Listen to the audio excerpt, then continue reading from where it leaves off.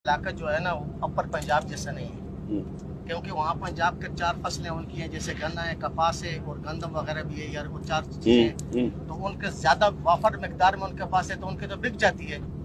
तो वो किसान तो खुशहाल है।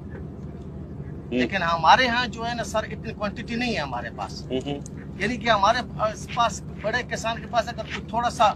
गंदम थोड़ी सी ज्यादा हो जाए उसके अलावा तो हमारे पास गन्ना भी नहीं और कपास भी नहीं है। हाँ ठीक ठीक ठीक ठीक, सिर्फ अच्छा सिर्फ गंदम है यानी कि। हाँ। उसके अलावा सर हमारे पास जो है ना सब्जियां वगैरह बहुत हैं,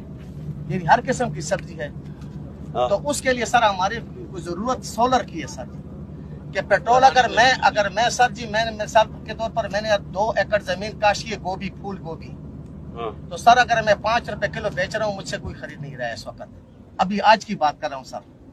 कीमतें नीचे आई हुई बहुत नीचे। और टमाटर सर तकरीबन यानी कि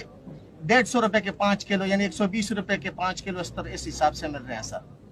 तो वो लोगों के लिए जिनके लिए जो शहर में रह रहे हैं या जो खरीद रहे हैं उनके लिए तो आसानी है सर, लेकिन जिम्मेदार के लिए ना बहुत मुश्किल है सर। दूसरी सर अगर मैं 1 एकड़ जमीन सैराब करना चाहता हूँ, एक आपका हो गया कि अगर सोलर ट्यूबवेल हो तो आपका खर्चा नीचे आ जाए। जी पेट्रोल बहुत उसके लिए सर जी 1 एकड़ जमीन अगर मैं सैराब करता हूँ सर तो मुझे 4 लीटर पेट्रोल चाहिए सर, और अगर 4 लीटर पेट्रोल में एक टाइम में इस्तेमाल करता हूँ सर तो पंजाबी गल कर सर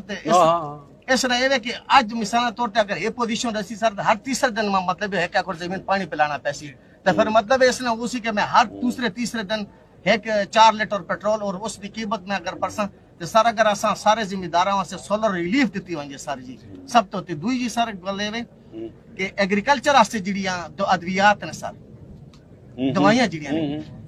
उसने सर 2 मतलब है कि